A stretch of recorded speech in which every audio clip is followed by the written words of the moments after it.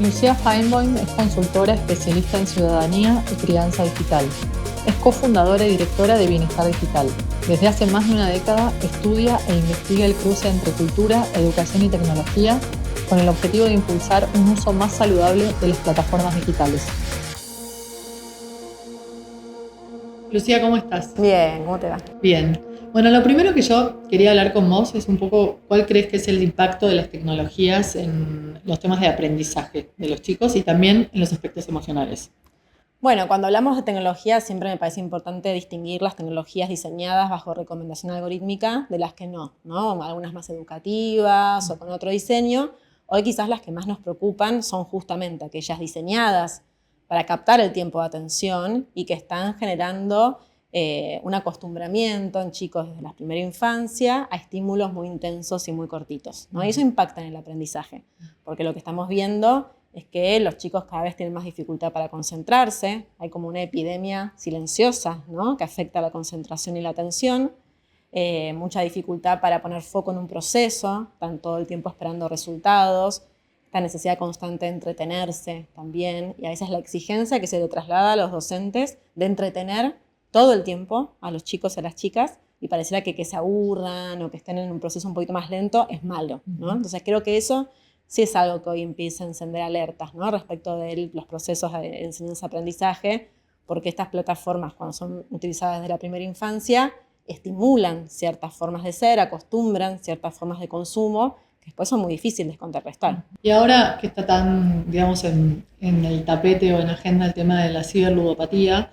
de todas maneras, ¿no?, tiene muchísimos problemas el uso de la tecnología por parte de chicos, como por ejemplo el grooming, que es un tema bastante serio, pero ahora que estamos hablando más en estos tiempos de ciberludopatía, ¿vos por qué pensás que es este emergente de la ciberludopatía? Porque tiene que ver con el uso de tecnologías, pero tiene también que ver con querer ganar dinero, con ganar plata.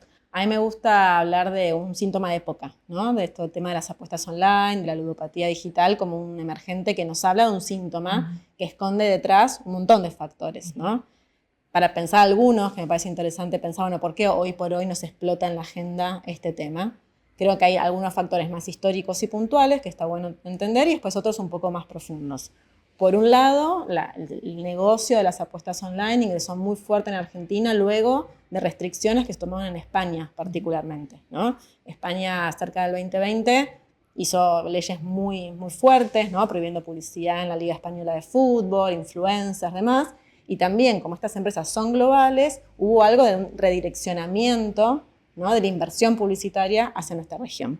Coincide, y acá le sumamos un segundo factor, con la Copa del Mundo, ¿no?, donde si bien somos un país muy futbolero, eso claramente lo potenció muchísimo. Los chicos empezaron a tener como una exacerbación por esa pasión futbolera y ahí aparecen las apuestas online. Le sumamos que son chicos que venían post-pandemia, ¿no?, con una conexión un poco excesiva, empezando a usar billeteras virtuales desde los 13, 14 años. Esos son como factores quizás más puntuales. Y después empezar a entender de fondo que se empezó a gestar, que también se expresa en las apuestas online, porque estamos como ante una generación y una sociedad donde la invitación constantemente es a que todas nuestras actividades sirvan para algo, ¿no? Esta idea que a mí me gusta del filósofo coreano Byung-Chul Han, ¿no?, la sociedad del rendimiento. Entonces, bueno, como todo tiene que servir para algo y todo tiene que ser productivo, a veces se traslada a la búsqueda económica, ¿no? Y eso lo vemos en los chicos. ¿Y esto para qué me sirve? ¿Y esto puedo hacer plata con esto? Entonces ahí, en esta generación, como llaman, la generación ansiosa, multitasking, bueno, aparece una invitación perfecta a, bueno, no te bancás ver solo un partido de fútbol porque te aburrís, mira, te doy una propuesta para mientras tanto, incluso ganar plata viendo ese partido de fútbol. Sí, que además está relacionado con lo que hablabas antes, ¿no?, del me aburro. El ocio es aburrido porque no es productivo. Totalmente. Y algunas provincias y la ciudad de Buenos Aires también tomaron la medida de prohibir los celulares en las aulas, por lo menos, algunas en las escuelas, pero algunas en las aulas. ¿Qué pensás de eso? ¿Pensás que ayuda, colabora? Creo que me gusta pensar en otras discusiones que vimos como sociedad de prohibiciones o de regulaciones.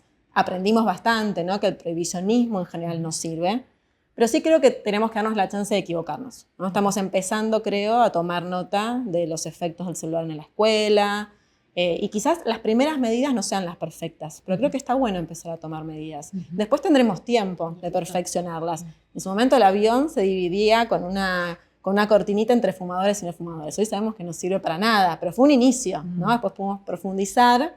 Creo que lo que hoy la invitación para las escuelas me parece que puede ser lo más interesante es hacer algunos experimentos, evaluarlos, ¿no? Hacer realmente una investigación sobre cómo fue el impacto de esa medida, hacer medidas acotadas, pero observarlas. Escuchar a los chicos qué les pareció, cómo podrían mejorar, y después empezar a pensar medidas más profundas que incluyan también a la tecnología como parte de la vida cotidiana, ¿no? Y cómo enseñamos a usarla críticamente. Sí, sobre todo en la incorporación del IA, ¿no? Que algunos son muy optimistas con respecto a que van a poder dar enseñanza individualizada para cada chico, y hace poco vimos, estuvo Pergolini con una prueba con ChatGPT diciendo no van a hacer falta docentes, y el ChatGPT se equivocaba al dar la respuesta, pero más allá de la escuela y lo que puede ser la escuela, también vimos que en Suecia están yendo hacia atrás, ¿no? Están volviendo a usar libros porque durante muchos años usaron solo tabletas y celulares, y están yendo para atrás porque los resultados de aprendizaje fueron pésimos. ¿Qué pueden hacer las familias, además de las escuelas? Bueno, creo que esa es la pregunta, ¿no? Porque en general terminamos pidiéndole mucho a la escuela, que también está sosteniendo de todo en este contexto, y en realidad está sosteniendo cosas que las familias primero deberían regular. En la primera infancia y en la niñez debería haber un gran llamamiento a brindar información a las familias de por qué hay que regular el uso de pantallas, ¿no? Especialmente estas pantallas que están diseñadas, ¿no? Para captar la atención, para aumentar el tiempo de permanencia, para invadir mucho el tiempo de ocio, porque empezamos a ver los efectos, se están documentando los efectos, y cuando llegamos a pedirle a la escuela estas regulaciones, creo que es tarde, ¿no? Pero en realidad el primer trabajo debería ser desde casa. A mí me gusta siempre pensar esto en paralelo con lo que es la alimentación saludable. Brindar información, ¿no? Pues a veces falta, y que después cada familia, según su contexto, pueda adecuar esa información a su estrategia, pero que haya una estrategia. Claro. Porque además hace poco hubo un informe de la Defensoría del Pueblo de la Ciudad que muestra que mayoritariamente los chicos juegan en la casa y no en las escuelas. Entonces claramente y te quería preguntar una cosa, ¿vos pensás algo que a mí me preocupa bastante es que no existe conocimiento, lo dijiste recién, en las familias sobre a qué edades se puede empezar a introducir tecnología, pantallas, etcétera, ¿no? Y uno ve muchas veces en la calle chicos muy chiquitos en cochecito con un celular en la mano, pero que no tienen ni 2 años. ¿Vos pensás que esto está relacionado a la explosión de la ciberludopatía? Diste algunas razones por las que crees que explota ahora, pero el tema de la crianza digital, tener más herramientas, ¿cómo pensás que habría que encararlo? Sí, yo creo que las apuestas online, la ciberludopatía, son emergentes que nos hablan de múltiples factores, y uno es la soledad en que los chicos y las chicas están usando las pantallas desde la primera infancia, ¿no? No tienen referencia adulta. A mí me gusta hacer esta comparación como que pareciera que Internet para ellos se configura como el mundo de los juguetes de Pinocho, ¿te acordás? ¿No? Como este lugar al que íbamos, al que iba Pinocho y no había adultos, no había reglas, comían dulces todo el tiempo. Claro, al principio es divertido, para ellos también es divertido que Internet sea un espacio sin adultos. Pero de pronto, cuando hay algo que los alerta y giran la mirada y dicen, ¿y acá quién me estaba cuidando? Nadie, ¿no? Entonces, realmente creo que hoy explote el tema de apuestas online también nos tendría que hacer pensar cómo estamos educando a estos chicos en Internet, porque cuando hablamos de crianza digital no solo hablamos de control, también hablamos de ejemplo, de diálogo. Algo que nos aparece constantemente cuando hablamos con adolescentes es que la gran mayoría no hablo nunca en casa sobre este tema. No se habla de Internet. Se habla solo cuando hay un reto, un sermón, no hay un diálogo cotidiano, ¿no? Claro. Y dijiste ejemplo antes, y yo siempre pienso eso, ¿no? Y hasta discuto en mi casa, digamos, que creo que también los adultos educamos principalmente con el ejemplo, y lo que hoy ven los chicos y chicas en sus casas es adultos mirando el teléfono celular casi todo el día. ¿Pensás que eso también tiene que ver? Totalmente, sí. Hay una frase que es como incisiva, pero la uso siempre como golpe bajo a propósito, que son estos chicos más chiquitos que le dicen a sus familias, mirame, escúchame con los ojos. Sí. ¿Cuánta mirada desviada tenemos, ¿no? Y los chicos se dan cuenta que nos hablan, hay chiquitos de jardín que dibujan a su familia con el celular en la mano, como una extensión del cuerpo. ¿De quién están aprendiendo? Yo puedo decirle muchas veces a mi hijo en la calle, tenés que decir por favor, gracias, pero si a mí jamás me va a decir por favor y gracias, no lo va a hacer, ¿no? Entonces, realmente dentro de esta crianza digital que es a construir, una de las primeras cosas es qué referencia le mostramos sobre nuestros usos saludables o no. Exacto. Hace unas semanas se tomó la decisión la Comisión Nacional de Valores de permitir a los menores de edad, alegando que eso sirve para la educación financiera. Vos que sé que dijiste algo al respecto. Sí, no, yo estoy totalmente en contra de esa medida, la verdad. ¿Pero por qué? No creo que haya que demonizar las finanzas, Sí me parece que hay que entender el momento en el desarrollo que están estos chicos, ¿no? ¿Necesitan ya invertir o necesitan aprender un montón de cosas para en un futuro poder invertir, ¿no? Porque lo que estamos haciendo, me parece, es estimular algo que primero deberíamos pensar por qué lo necesitan, por qué están tan preocupados por tener plata. Eso es un tema, ¿no?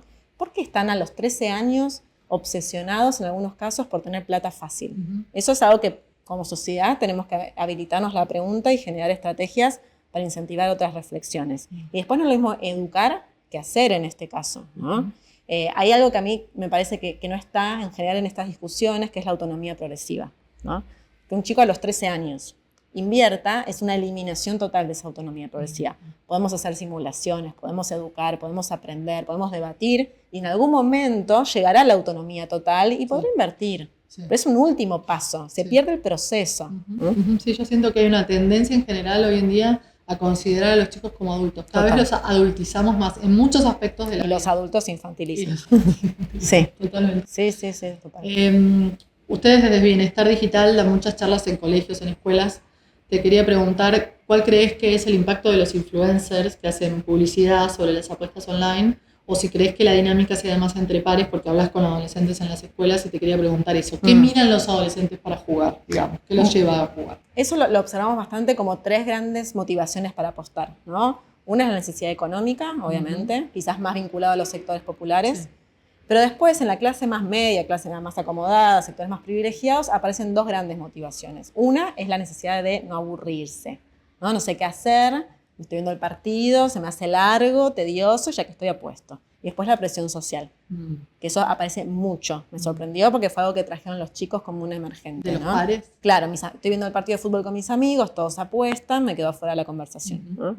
Entonces ahí me parece que son 3 grandes temas. Pero los influencers son muy importantes porque quizás ellos no están problematizando, me parece que lo naturalizan, pero cuando indagamos un poco es un gran anzuelo que estratégicamente fue muy bien utilizado en esta campaña que hicieron los sitios de apuestas online. Porque el influencer, más allá de las apuestas, tiene algo que marca una época que hay que trabajar, sobre todo desde la escuela, y creo que incluso desde la ESI, que tiene que ver con el rol del influencer. Esta cultura de la influencia, como dice Tomás Balmaceda, donde el influencer aparece como una persona a la que yo me quiero parecer, claramente, pero no es tan lejana como los famosos o las celebridades de antaño. ¿No? Entonces, me tira tips para que yo me parezca. Y ahí entra lo que yo creo que en la pubertad y en la adolescencia hay que trabajar.